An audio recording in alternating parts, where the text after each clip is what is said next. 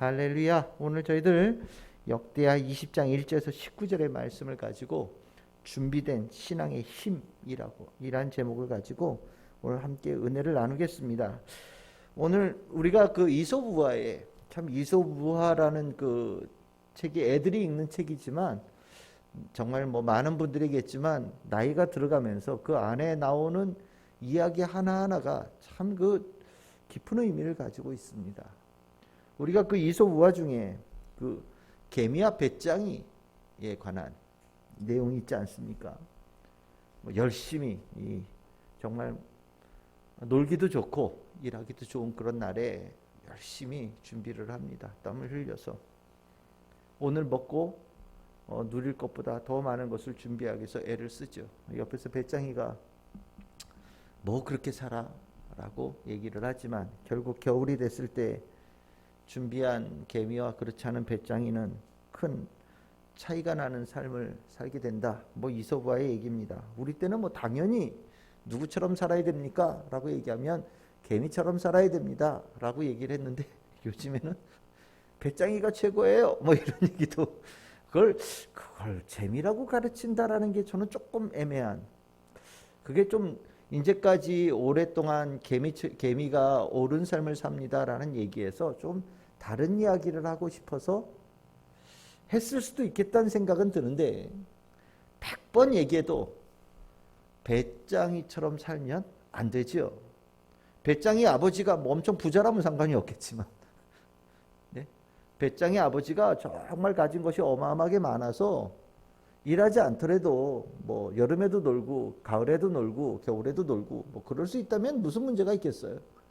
근데 실은 거기에는 배짱이가 부자라는 얘기가 없어요. 다 그 해에 겨울에 먹을 것을 준비해야 될 만큼의 살림살이의 개미와 배짱이 아닙니까? 뭐 특별하지 않은 두 사람의 입장에서 봤을 때 열심히 준비해야죠. 우리가 그걸 이렇게 보면서 아유 뭐 저렇게까지 야 쓸데없이 너무 애쓴다. 야 뭐 그 겨울 되면은 또 하나님께서 알아서 먹여주시겠지. 뭐 이런 생각들.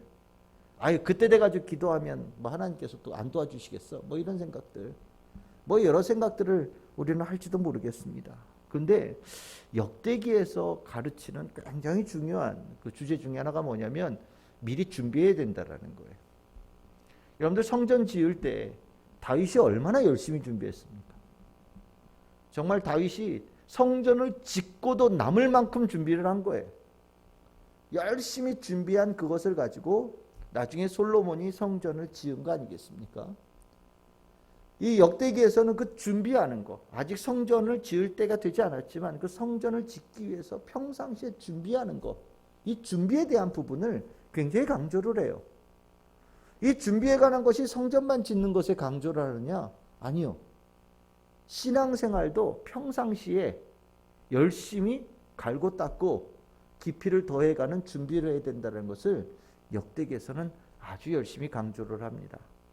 우리 지난주에 여호사밧의 그 19장의 이야기를 쭉 나누면서 여호사밧이 정말 정신 바짝 차리고 정말 나라 전체를 이렇게 다시 다듬었다는 이야기를 우리 지난주에 나누었습니다. 여호사밧 왕이 전국을 돌아다니면서 유다 백성들을 하나님께 돌아오게 하려고 얼마나 애를 썼는지, 그리고 전체 나라를 다시 올바른 의로움을 가지고 나라를 다스리는데, 다시 세우는데 얼마나 노력을 기울였는지, 또 그렇게 나라의 권력을 이렇게 나누어서 좀 더 하나님의 뜻을 이루어가는 의로운 나라를 이루어가는데 얼마나 애를 썼는지 우리 지난주에 나누지 않았습니까? 그 평상시에 준비한 그 모습이 과연 무엇에 위한 것이냐? 언제 이 준비되어진 것이 티가 나느냐? 무엇을 위해서 그렇도록 하나님께서는 평상시에 이스라엘 백성들에게 준비하라고 가르치셨느냐? 오늘 읽었던 본문 때문에 한 거예요.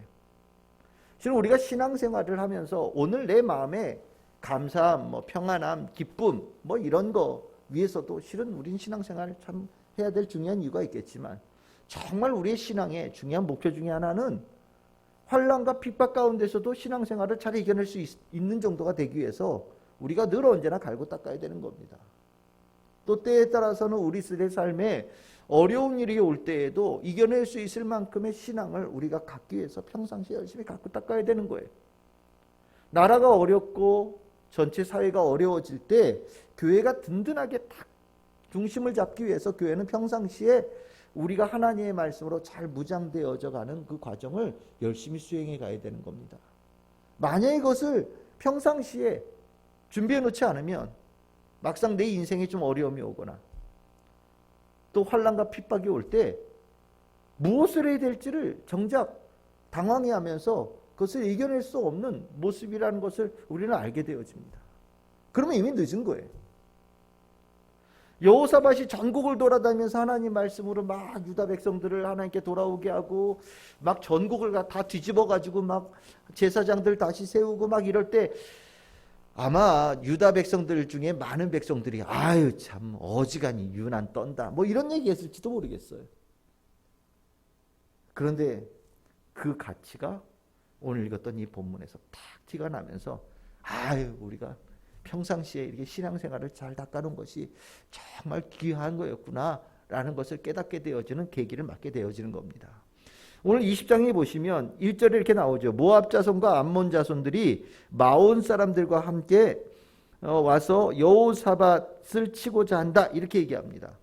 이게 요단강 동편 지역에 제일 위에가 아람, 그 다음에 암몬, 그 다음에 모압, 그리고 맨 밑에가 에돔이에요. 요단강 동편 지역에 쭉 그런 나라들이 있는데 이 요단강 동편 지역이 다윗, 솔로몬에 의해서 다 정복되어졌던 나라들이거든요.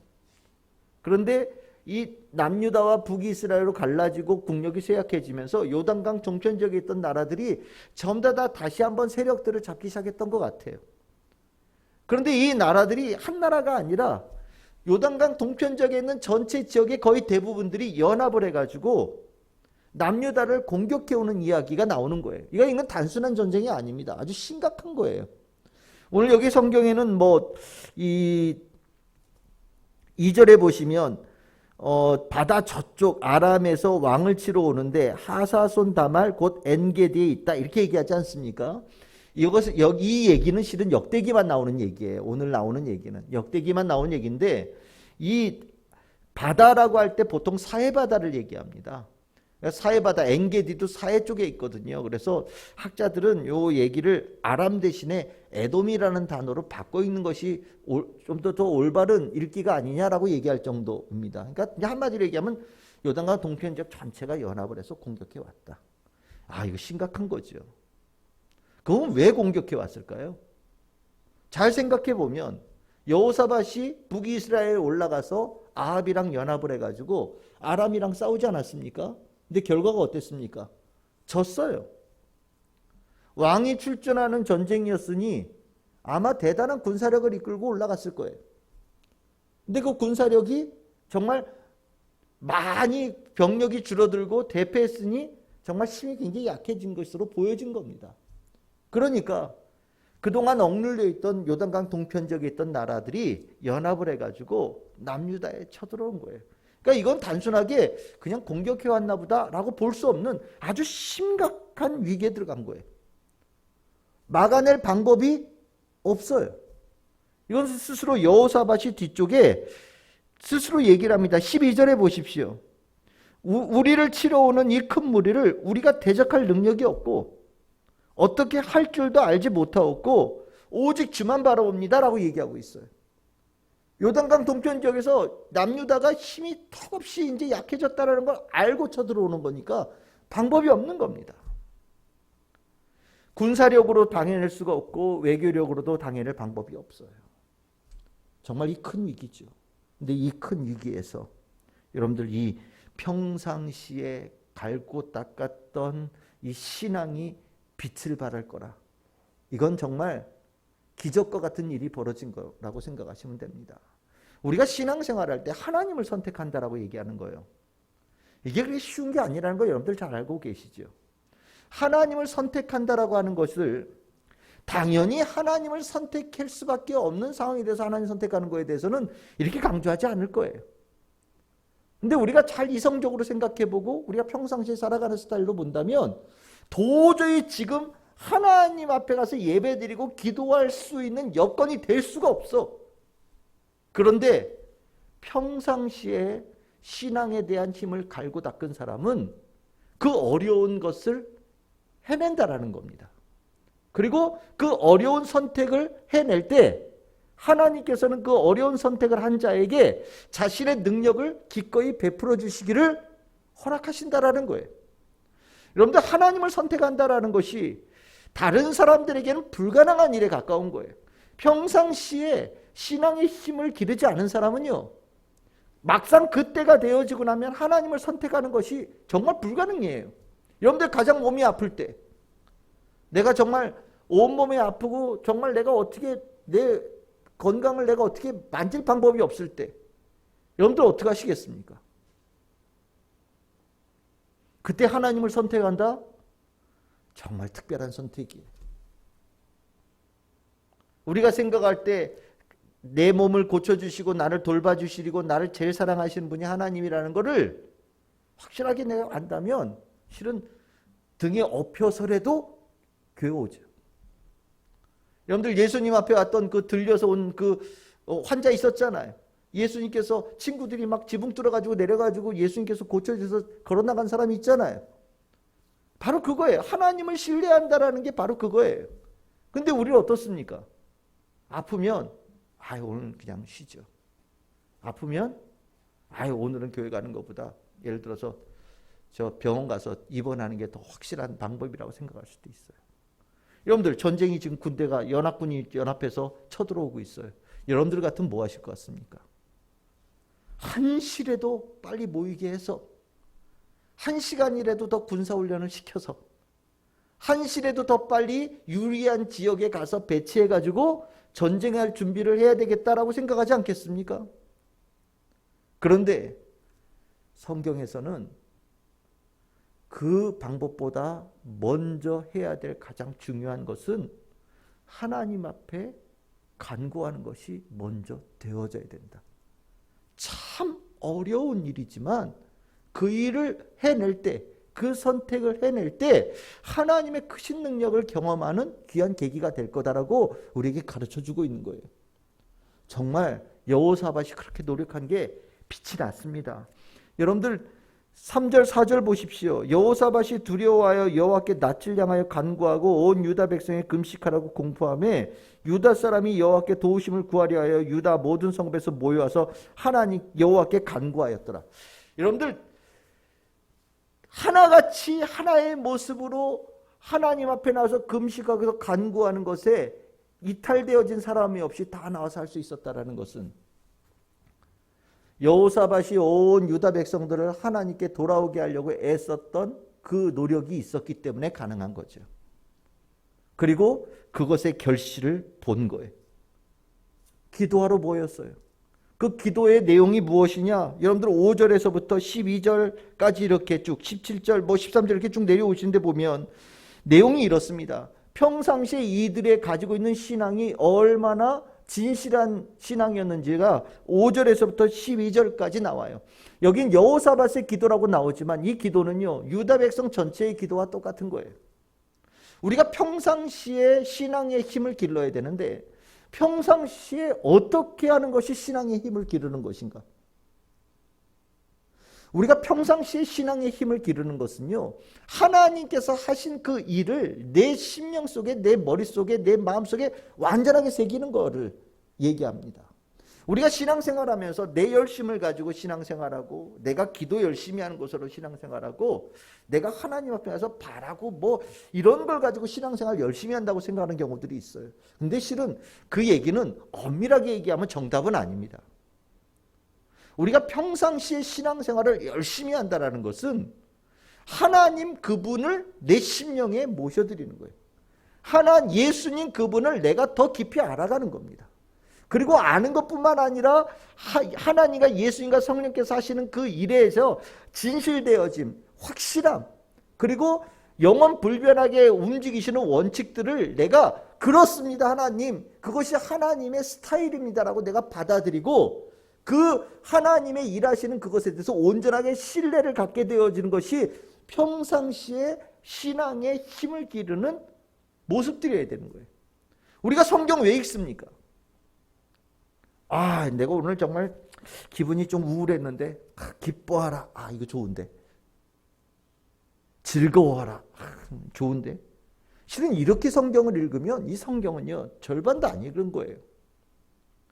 실은 성경에서 만약에 줄을 치고 본다면, 정말 이거 줄 친다는 게 좀 우습긴 하지만 만약에 정말 줄을 치고 본다면 하나님께서 무엇을 하셨는지, 하나님께서 우리에게 자신의 뜻을 어떻게 나타내셨는지, 하나님께서 이스라엘 백성들에게 어떤 길로 이끌어 가셨는지를 줄을 치고 봐야 되는 거예요.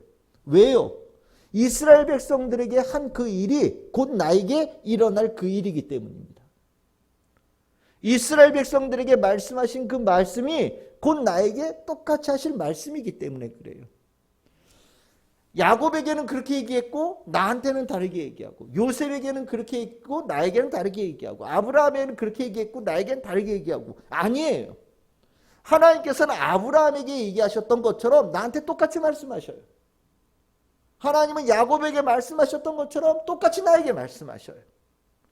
하나님께서 선지자를 통해서 이스라엘 백성들에게 말씀하신 것처럼 언제나 똑같이 하나님의 말씀은 똑같아요. 변하지 않아요.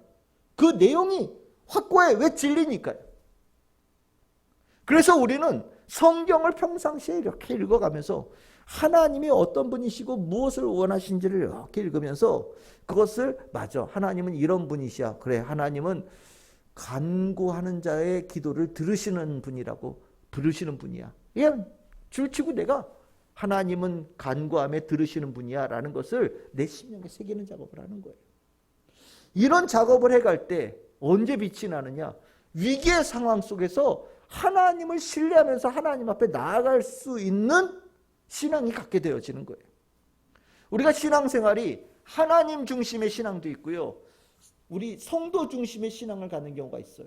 성경을 읽을 때도 성경 말씀에 나오는 성경 말씀을 중심으로 성경을 읽을 때가 있고, 내 주관적인 입장에서 성경을 읽는 스타일이 있어요. 실은 원래는 성경 말씀에 중심을 두고 내가 그 말씀이 하는 얘기를 내가 이해하고자 하는 것으로 성경을 봐야 된다고 가르쳤었습니다. 근데 요 한 몇십 년 동안에 성경 읽는 스타일을, 새로운 스타일이 들어왔어요.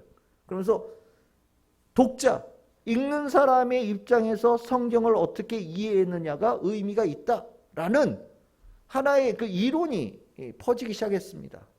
그래서 성경에서 뭐라고 얘기하고 있던 간에 내가 이해한 바대로 얘기하는 것, 그것이 가치가 있다라고 이야기를 하고 북돋는 일들이 일어났어요. 물론 그것도 의미 중에 하나이긴 해요. 하지만 그 의미는 절대 10%가 넘어가지 않는다고 저는 생각합니다. 우리가 큐티 매주 나눠드리죠. 큐티의 장점이 있고 단점이 있어요. 큐티의 장점은 성경 말씀을 꼼꼼하게 읽는다라는 겁니다. 그리고 그 성경 말씀 하신 말씀을 내가 이해하고 받아들이고 내가 그것을 내 심령 속에 깊이 새기기 위해서 최선을 다해서 노력하는 작업을 할 때 그 큐티는 굉장히 멋진 큐티가 되어져요. 근데 큐티의 약점이 있어요. 약점은 뭐냐면 자기 마음대로 성경을 해석하는 거예요. 내 좋아하는 스타일대로. 앞뒤 문맥 다 잘라버리고 내가 원하는 스타일대로 성경을 읽고 해석하고 하나님 말씀을 그러셨어 라고 이해해버리고 끝내는 거예요. 이거는요, 하나님은 못한 거예요. 실은요, 엄밀하게 얘기하면. 평상시에 우리가 신앙생활을 한다는 것은 하나님이 어떤 분이신지, 예수님이 어떤 분이신지, 성령님이 어떤 분이신지를 내가 깊이 심령에 새기는 작업이어야 된다. 실은 그것이 여호사밧의 시절에 잘 됐다라는 증거가 뭐냐면 기도의 내용이요. 어떤 기도의 내용입니까? 하나님이 과거에 우리 조상 이스라엘 백성들에게 어떤 일을 하셨는지를 얘기하면서 기도를 하고 있어요. 하나님, 적군이 30만 명이 모였답니다. 어떻게 하면 좋습니까? 하나님, 저 적군들이 내일 쳐들어온답니다. 어디 가서 막아야 됩니까? 하나님, 이 지경이 될 때까지 왜 그냥 냅두셨습니까? 어떻게 이러실 수 있습니까? 이런 기도하지 않아요. 하나님, 이 땅이 하나님께서 은혜로 우리 조상들에게 약속으로 주신 땅이라는 걸 알고 있습니다. 하나님께서 우리에게 주시려고 이 땅에 살고 있던 자들을 쫓아내시고 우리에게 주신 선물이라는 것을 우리가 알고 있습니다. 근데 하나님, 이것이 하나님의 분명한 뜻이라는 걸 우리가 분명하게 성경을 읽으면서 깨달았습니다. 근데 이 하나님께서 주신 선물을 저 쫓겨난 사람들이 다시 뺏고자 들어오려고 합니다. 근데 우리가 막을 방법이 없습니다. 이겨낼 방법이 없습니다. 하나님, 우리가 쫓겨나야 됩니까? 하나님께서 우리에게 그렇게 어려운 그 과정을 통해 주신 이 선물을 내놓고 우리가 다시 가야 되는 겁니까? 하나님, 저들을 이 땅에 보내신 이유가 무엇입니까? 저희들이 알고 있기로는 하나님께 주신 이 땅은 계속해서 우리에게 주어진 땅이기 때문에 하나님께서 그것을 허용하지 않으실 것이라고 생각이 되어지는데, 우린 그렇게 알고 있는데, 하나님, 어떤 뜻을 가지고 계십니까? 주님, 만약에 그 조상들에게 주셨던 그 뜻이 확고하신 뜻이라는 것을 우리가 믿고 있기에 지금도 하나님께서 가만히 계시지 않을 거라고 우린 믿습니다. 라고 기도하는 거예요. 과거에 있었던 이 역사를 늘 언제나 한결같이 원칙적으로 하나님께서 우리에게 도우시는 원칙으로 받아들이면서 오늘 이 사건에도 동일한 하나님께서 역사하실 거라는 믿음을 가지고 주님 앞에 신뢰하면서 기도하고 있는 거예요. 이 기도는 오늘 내가 당장 급한 것을 기도하는 게 아니잖아요. 그렇지요? 그것을 해결하는 그런 차원으로 기도하는 게 아니에요. 신뢰한 하나님을 잘 알고 하나님을 신뢰하면서 그 신뢰 속에서 하나님 앞에 정중하게 요청을 하고 있는 겁니다. 하나님께서 이런 기도를 기뻐하신다는 것을 여러분들이 꼭 아셔야 돼요. 우리가 기도 주시옵소서, 주시옵소서 이런 기도를 참 많이 하죠. 맞아요. 그것도 기도예요. 기도 아니라는 거 아닙니다. 근데 엄밀하게 기도는 그 주시옵소서 전에 하나님께서 이미 믿는 자들에게 이런 걸 주셨다는 걸 알고 있습니다. 하나님께서는 믿는 자들에게 이런 걸 주시기를 원하신다는 것을 알고 있습니다. 주님, 저에게도 그것을 주시기를 소망합니다. 이게 기도의 원칙이죠. 성령을 주시는 하나님. 주님, 저에게도 성령을 주실 줄 믿습니다. 주께서 사랑하는 자의 삶을 돌아보시는 하나님, 오늘 내 삶도 주님의 돌보심 가운데 있음을 믿습니다. 라고 기도하는 거예요. 그 하나님 과거에 대한 신뢰 없이 하나님께서 우리에게 성경을 통해서 하신 그 말씀에 대한 깊은 묵상과 깨달음과 확신 없이 그냥 기도하는 것은 내가 지금 당장 원하는 것을 얻고자 하는 떼부림밖에 안 되는 거죠. 이거는 기도라고 얘기할 수 있을지 모르지만 그렇게 높은 점수의 기도는 되지 않는 거예요. 만약에 지금 여호사밧이 다 모이라고 한 다음에 그렇게 떼부림의 기도를 했다면 실은 이 하나님께서 응답을 얼마나 빨리 하셨을까 좀 궁금해요. 근데 오늘 여기 기도는 그렇지 않았어요. 금식하면서 하는 기도인데 내용이 그렇지 않아요. 근데 하나님께서 이 기도를 기뻐하신 것 같습니다. 13절 14절 넘어가니까 다 모여있는 가운데 성령님이 즉각적으로 임하시죠. 거기에 야하시엘이라고 하는 레위 사람에게 임합니다. 그래서 하나님께서 그렇게 응답을 하시죠. 내가 너희들의 기도를 들었다라는 거예요.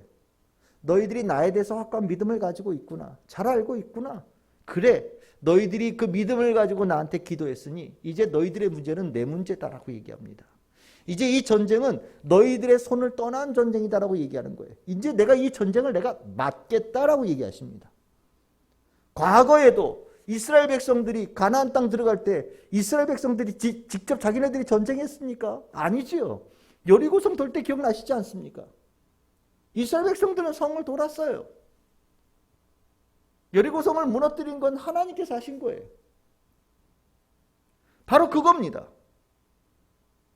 이 땅에 들어올 때 이 땅에 너희 조상들에게 이 땅을 준 것은 내가 한 거다. 근데 너희들이 그 과거에 내가 했던 일을 기억하고 그것을 나한테 기도하니 내가 똑같이 이 일을 내가 처리해 주겠다. 여러분들 기도하는 게 왜 중요하냐? 하나님께서 처리해 주실 수 있죠. 하지만 기도하지 않으면 처리를 안 해 주실 수 있어요. 왜냐고요?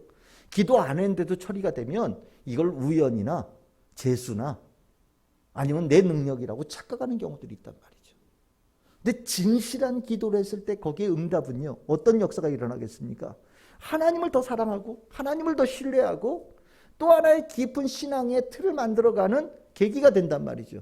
하나님은요, 우리에게 축복하실 때 그 축복 하나하나가 그런 하나님에 대한 사랑과 신뢰를 넓혀가는 기반이 되어지기를 원하셔요. 그래서 우리에게 아주 신실한 기도를 원하는 겁니다. 하나님에 대한 온전한 고백을 하고 그 고백을 통해서 기도하는 걸 하나님께서 그래서 원하시는 거예요. 그렇게 기도하고 그 기도대로 응답되어졌을 때 우리는 역시 하나님은 하나님이시군요, 이런 고백이 되지 않겠습니까? 하나님은 그걸 원하시는 거예요. 여호사밧이 그렇게 기도하고 온 백성 기도했을 때 하나님은 그렇게 대답하시죠. 이제 내 이 전쟁은 내가 하는 거다. 그리고 뭐라고요? 너희들 내일 저쪽으로 이동해 가거라. 글로 올 거다 걔네들이. 그리고 내가 다 처리할 테니 너희들은 그냥 지켜보면 된다. 무슨 소리입니까? 증인이 되라 얘기합니다.